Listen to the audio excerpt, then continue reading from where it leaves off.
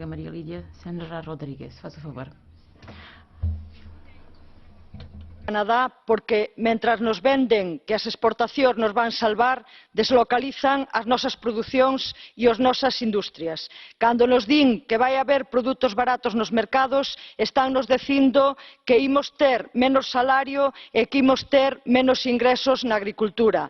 Votei contra o CETA porque pon a soberanía dos povos nas mans das grandes corporacións transnacionais, porque pon en perigo a nosa vida, a nosa saúde, a nosa alimentación, os nosos servizos públicos, ensino, saúde, a nosa agricultura, as nosas pescas e as nosas pequenas e medianas empresas.